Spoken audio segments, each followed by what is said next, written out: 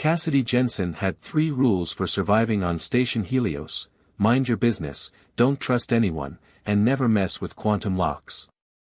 Today, she was about to break all 3. The repair request seemed routine enough: fix a malfunctioning stasis field in holding cell block 7. As lead quantum mechanic for the station's less reputable quarter, Cassidy had seen her share of strange requests, but something about this one made her pulse quicken. Diagnostics show nominal function, she muttered, running her scanner over the shimming barrier. The quantum readings were perfect, yet the field flickered like a faulty holoscreen. Behind it, a figure sat motionless in the shadows. Cassidy adjusted her tool belt, the familiar weight of specialized equipment offering little comfort. The station's dim lighting cast strange patterns across the cell block's metallic walls, and the air carried that distinct ionized scent unique to quantum containment fields. "Hello?" she called out, immediately regretting breaking protocol. Prisoners weren't supposed to be engaged in conversation. "I'm here about the field maintenance." The figure shifted, and Cassidy's breath caught. An Etherian. The silvery-skinned alien rose with impossible grace, moving to the edge of the barrier. Iridescent markings traced delicate patterns across her face, and her eyes, all 3 of them, held an intelligence that made Cassidy's professional detachment waver. "The field is not malfunctioning," the Etherian said, her voice carrying that musical quality their species was known for. "I simply wish to meet the human who might free me." Cassidy's hand instinctively moved to her emergency beacon. "Look, I don't want any trouble. I'm just here to dash. To fix what isn't broken." The Etherian smiled. "I am Naira Veldari, former ambassador to the Galactic Council.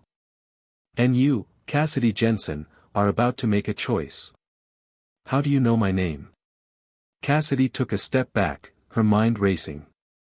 Everyone knew about the diplomatic crisis with the Etherians 6 months ago, but the details had been classified. "The same way I know you're the only quantum mechanic on this station who understands that this containment field isn't standard Helios issue." Naira pressed her hand against the barrier, sending ripples across its surface. "It's syndicate technology, isn't it? The kind they use to imprison political dissidents." Cassidy's fingers tightened around her scanner. She'd noticed the unusual quantum signature weeks ago but had kept quiet. "The syndicate wasn't an organization you questioned, not if you wanted to keep breathing." "I don't know what you're talking about," she lied, already plotting the fastest route to her quarters. She could pack in 10 minutes, be on a transport in 20. The binding quantum resonance, Naira continued as if Cassidy hadn't spoken. "It's calibrated specifically to Etherian biology. One slight adjustment to the frequency and..." She trailed off meaningfully. "And I'd be helping a prisoner escape. No thanks." Cassidy turned to leave, but Naira's next words froze her in place. "And you'd be preventing an interstellar war." The Etherian's voice dropped to a whisper. "The syndicate isn't holding me for any crime. They want to use me to provoke a conflict between humanity and my people. Think about it, a diplomatic prisoner dies in human custody. The perfect spark for war." Cassidy slowly turned back. "Why should I believe you?" "Because in approximately 6 hours, my unfortunate accident is scheduled to occur. And because," Naira's third eye glowed softly, "I'm offering you something in return. Knowledge. Protection. Away off this station before the syndicate realizes what you've discovered about their containment fields." The smart move would be to walk away. But Cassidy had never been good at ignoring puzzles, and everything about this situation felt wrong. The classified field technology, the imprisoned diplomat, the convenient accident. "If I help you," Cassidy said carefully, "what's to stop you from killing me the moment you're free?" Naira's smile widened. "Etherian law is quite strict about such things. In fact, if you were to free me from this binding, we would be considered ceremonially bound. Married, in your terms." "What?" Cassidy nearly dropped her scanner. "An ancient law, from when our people were first exploring quantum technology. To prevent abuse of power, anyone who frees another from quantum bondage is considered their eternal protector and partner. Naira's expression turned serious. I cannot harm you, Cassidy Jensen. By my people's most sacred laws, I would be bound to protect and honor you. Cassidy ran a hand through her short dark hair, mind racing through possibilities. It was probably a trick, but if Naira was telling the truth about the syndicate's plans. This marriage thing, it's symbolic, right? Oh no, Naira said cheerfully. It's quite legally binding. My family would be thrilled, they've been trying to arrange a suitable match for centuries. Centuries? Cassidy squeaked. We're rather long-lived. Naira pressed her hand against the barrier again. Time grows short, my potential spouse. What's it to be? A quantum adjustment and an interesting life, or walking away and wondering if you could have prevented a war? Cassidy looked at her scanner, then at the mysterious Etherean who might be her ticket to something more than fixing rich people's quantum locks for the rest of her life. Or who might be leading her into a trap. Only one way to find out. If we end up married, she said, pulling out her quantum manipulator, you're explaining it to my mother. Naira's laughter was like wind chimes in a storm. Deal. As Cassidy began adjusting the field's frequency, she couldn't shake the feeling that her life was about to become significantly more complicated. She just hoped she wasn't making the biggest mistake of her career, or her love life. Married to an alien diplomat was not how Cassidy had planned to spend her Tuesday evening. Yet here she was, sprinting through Station Helios maintenance tunnels with Naira close behind, alarms blaring through the recycled air. You didn't mention the escape part would involve so much running, Cassidy panted, consulting her holomap. The station's service corridors were a maze she knew by heart, but knowing where to go and getting there safely were different challenges. I thought it was implied, Naira replied, moving with that unsettling Etherean grace. Though I must say, this is not how I imagined my wedding night either. Can we not? Cassidy ducked under a low-hanging pipe. I'm still processing the whole accidental marriage thing.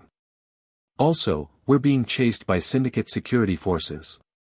As if to emphasize her point, heavy footsteps echoed from a connecting tunnel. Naira pulled Cassidy into a narrow maintenance shaft, pressing them both against the wall. The Etherean skin emitted a faint glow in the darkness, and Cassidy found herself studying the intricate patterns that seemed to shift and flow across her face. Your heart rate is elevated, Naira whispered, her third eye pulsing softly. Is it the danger or my proximity that causes such a response? Definitely the danger, Cassidy lied, trying to ignore how aware she was of Naira's hand still gripping her arm. The guards passed their hiding spot, and she let out a breath she hadn't realized she was holding. We need to get to docking bay 12. I have a contact there. A smuggler? Naira's markings rippled with amusement. A transportation specialist, Cassidy corrected, leading them back into the main tunnel.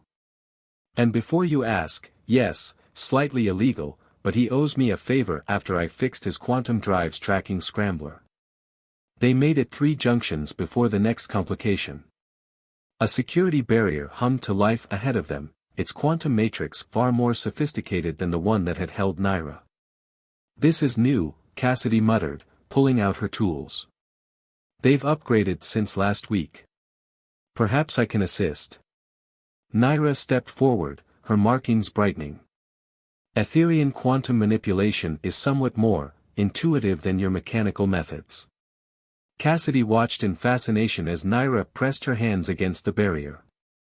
Energy crackled between her fingers, and the quantum field began to resonate at a frequency that made Cassidy's teeth ache. With a sound like shattering crystal, the barrier collapsed. That was incredible, Cassidy breathed. How did you dash? Later, my curious spouse, Naira grabbed her hand. I believe your Earth expression is, we have company. More footsteps, closer this time. They ran, Cassidy's mind racing through alternate routes and backup plans. She hadn't survived 3 years on Helios by being predictable. Quick question, she managed between breaths. If we're married by your laws, does that mean I get diplomatic immunity? Only if we make it to an Etherean embassy alive, Naira replied cheerfully. Though I should mention, my family will insist on a proper ceremony. Mother is particularly fond of the traditional quantum bonding ritual. The what now? Cassidy nearly missed a turn. You know what, tell me later. Docking bay's just ahead. They burst into the cavernous space of Bay 12, where rows of ships waited like sleeping giants. Cassidy led them toward a small, sleek vessel near the back. Its hull bore the marks of frequent atmospheric entry, and its registration numbers had been suspiciously abraded. Rowan! Cassidy called out. Time to repay that favor. A figure emerged from behind the ship, wiping grease from his hands. Rowan Drake was exactly what most people expected a smuggler to look like, rugged, scarred, and perpetually amused. His expression shifted from welcome to alarm as he took in Naira's distinctive appearance. Cass, he said slowly, please tell me you didn't break out the Etherean diplomat everyone's been looking for. Would you believe me if I said we're married? On this station? Rowan shrugged, already heading for the ship's entry ramp. Not even the strangest thing I've heard today. But you do realize the syndicate's going to dash. The rest of his sentence was drowned out by weapons fire. Security forces poured into the bay, their quantum rifles humming with deadly potential. Surrender the Etherean, a modulated voice commanded. This is your only warning. Naira's markings flared bright enough to cast shadows. Cassidy, get behind me. What are you going to, oh? Cassidy watched in amazement as quantum energy gathered around Naira like a storm. The air itself seemed to bend, and for a moment, Cassidy glimpsed why the Etherians were both feared and respected throughout the galaxy. The security forces opened fire. Naira moved like liquid light, each gesture redirecting quantum bolts back at their sources. Guards went down, their own weapons turned against them. Those who tried to advance found themselves thrown back by waves of pure energy. As impressive as this is, Rowan shouted from the ship, we might want to leave before they bring in heavier artillery. Cassidy grabbed Naira's arm. He's right. We need to go.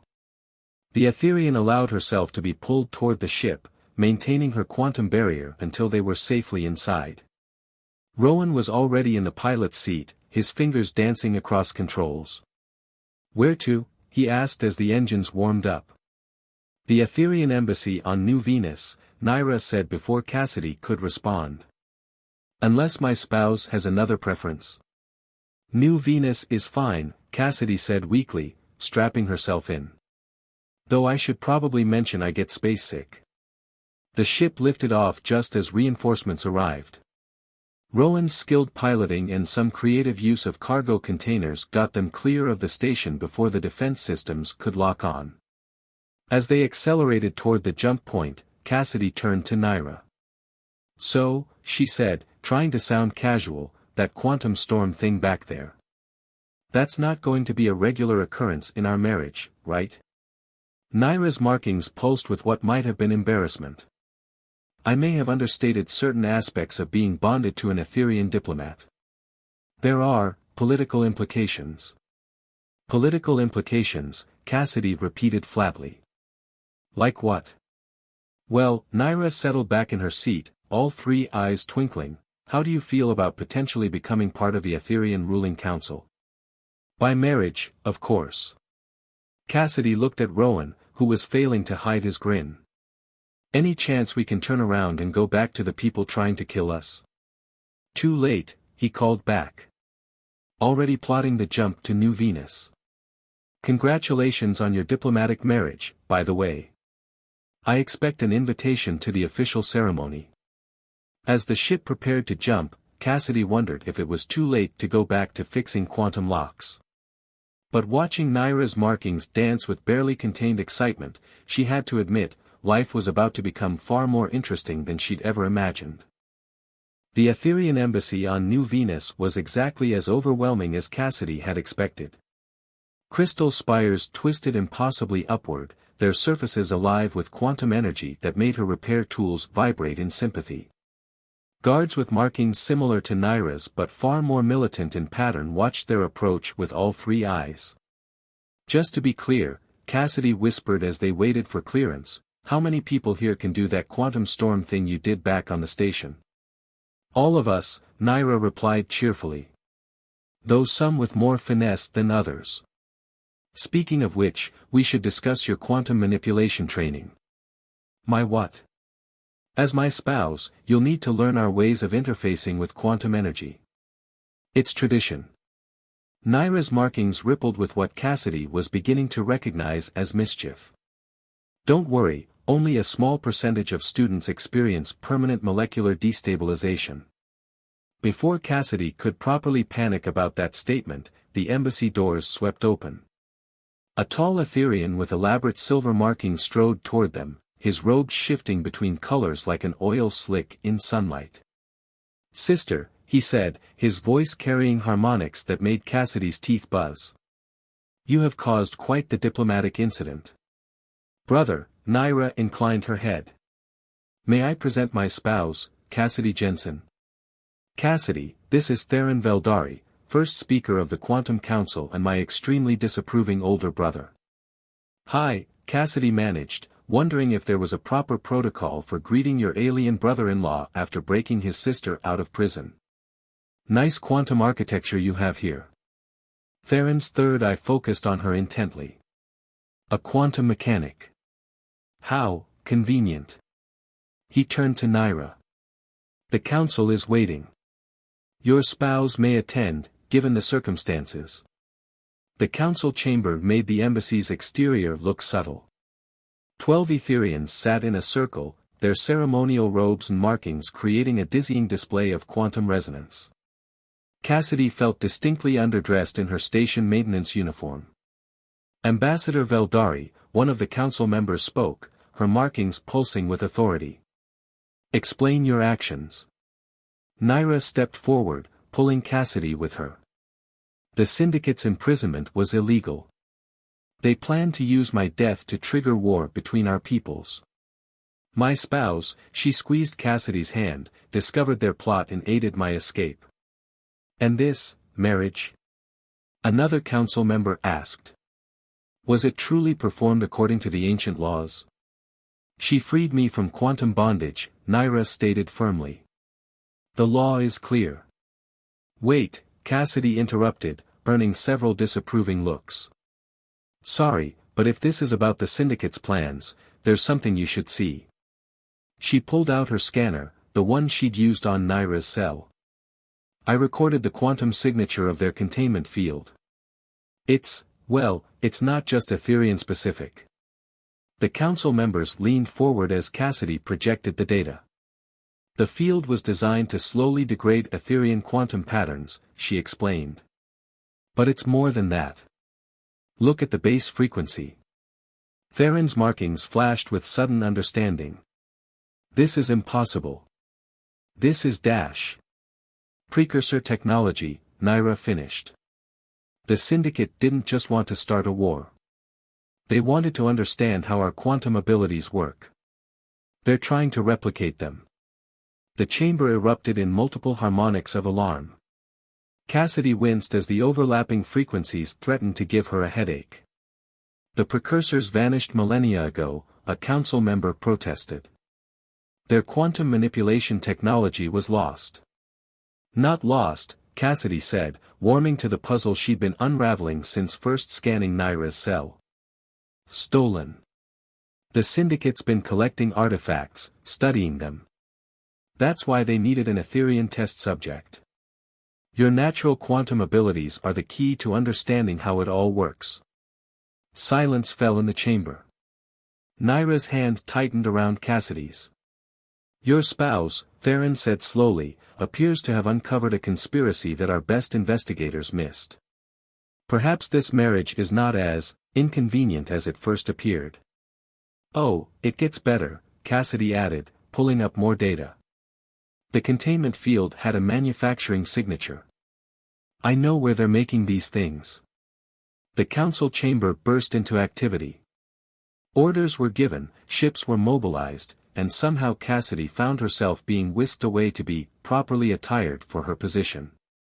"You didn't tell them everything," Naira said later, as Cassidy struggled with the quantum-responsive fabric of her new diplomatic robes. "About what?" Cassidy asked, trying to stop her sleeve from changing colors every time she moved. "About how you recognize the precursor technology. About why you really took that job on Station Helios." Naira's third eye fixed on her. "You were already investigating the syndicate, weren't you?" Cassidy sighed, giving up on the sleeve. "My father was a xenoarchaeologist. He disappeared 3 years ago while investigating rumors of precursor tech. The syndicate said it was an accident, but you didn't believe them." Naira moved closer, her markings softening with sympathy. "Why didn't you tell me?" "Honestly, I wasn't sure I could trust you at first. Then we were busy running for our lives, and then there was that whole quantum storm thing, which was both terrifying and oddly attractive, and dash." Naira's kiss was like touching a live wire, quantum energy dancing between them. When they parted, Cassidy's robes had finally settled on a color that matched Naira's markings. "The council will help," Naira promised. "Not just because of the syndicate threat, but because you're family now. Besides," her markings sparkled, "I've always wanted to go on a dangerous mission with my spouse." "I thought that's what our wedding was," Cassidy muttered, but she was smiling.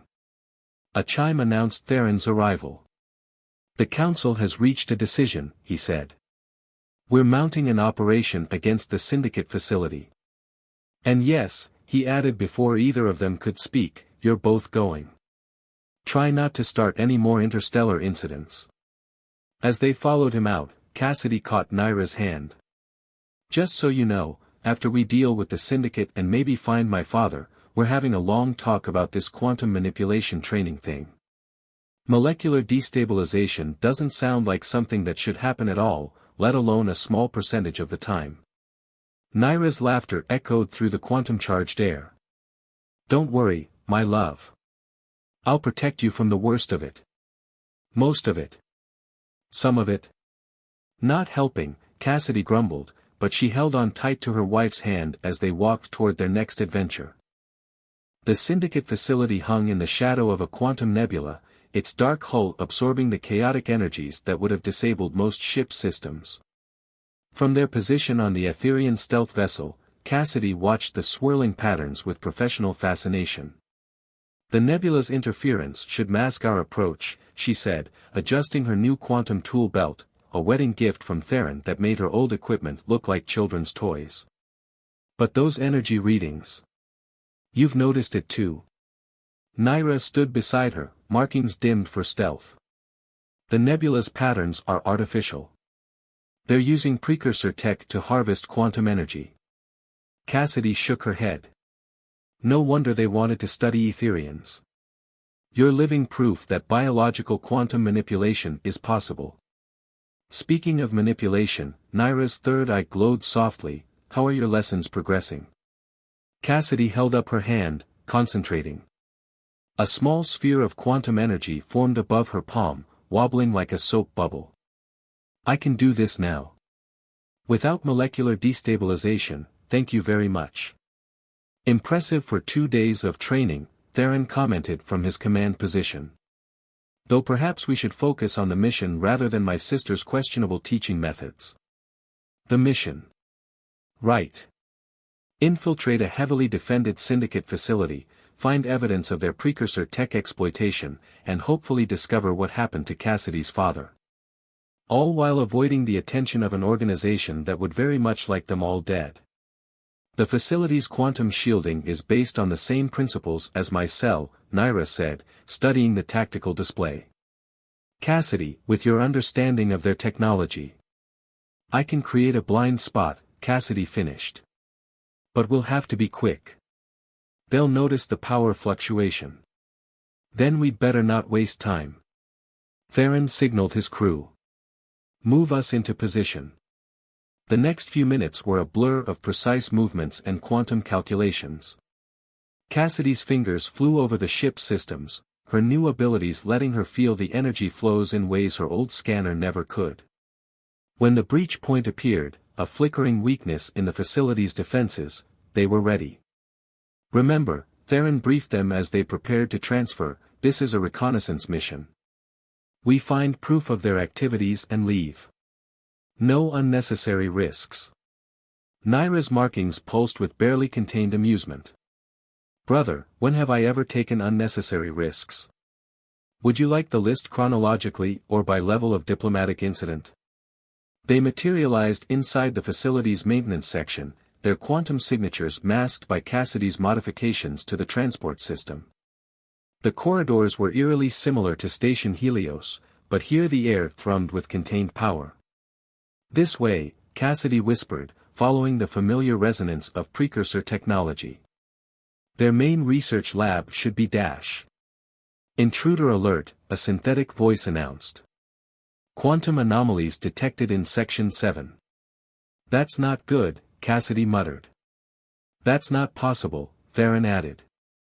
Our signatures are masked. They're not detecting us, Naira said slowly, her markings brightening with alarm. They're detecting him. At the end of the corridor, a figure stepped into view. Human, wearing the remains of what had once been standard research attire, but now covered in a network of glowing quantum circuitry that pulsed with familiar patterns. Dad? Cassidy's voice cracked. Dr. Jensen's eyes opened, revealing swirling quantum energy where there should have been iris and pupil. Hello, Starlight, he said, using his old nickname for her. I was wondering when you'd find me. What did they do to you? Cassidy took a step forward, but Naira held her back. They made me better, Dr. Jensen's voice resonated with harmonic frequencies. The precursors knew that humanity could be more. The Syndicate is helping us reach that potential. By experimenting on prisoners. Theron's quantum energy gathered around him like a storm. By trying to steal Etherian abilities. Your people had these gifts handed to you, Dr. Jensen's form flickered, quantum energy arcing between the circuitry embedded in his skin. Humanity had to earn them. And now, with the precursor technology, we can. Security forces began pouring into the corridor, their weapons humming with harvested quantum energy. But Cassidy barely noticed them, her attention fixed on her father's transformed face. The Syndicate isn't helping humanity, she said, her own quantum abilities responding to her distress. They're using you. Using all of us. Please, Dad, let us help you. For a moment, something flickered in those swirling energy eyes, recognition, pain, fear. Then it was gone, replaced by cold light. Take them, he commanded. The Syndicate will want to study the Etherian quantum signatures. And my daughter, his smile was wrong, somehow both loving and terrible, has always been good at solving puzzles. She'll understand once we help her evolve. The security forces opened fire. Naira and Theron responded with quantum barriers, their combined power turning the corridor into a storm of competing energies. Cassidy reached for her new abilities, trying to remember her training. Cassidy, Naira called out, deflecting a barrage of quantum bolts, remember what I taught you about resonance. Resonance. The way quantum energies could harmonize or clash. The principles she'd used to break Naira's cell, to mask their signatures, to. Understanding hit her like a quantum surge. The circuitry controlling her father wasn't just using him, it was changing him, turning him into something between human and precursor. But every system had a frequency that could disrupt it. Cover me, she told Naira, pulling out her tools. If she could just isolate the right pattern. Whatever you're planning, Theron shouted over the chaos, do it quickly. Cassidy's fingers flew over her quantum manipulator, combining everything she knew about precursor tech with her new understanding of Etherian abilities. One chance to save her father, to stop the Syndicate from corrupting more lives. She just hoped she was as good at solving puzzles as her father believed.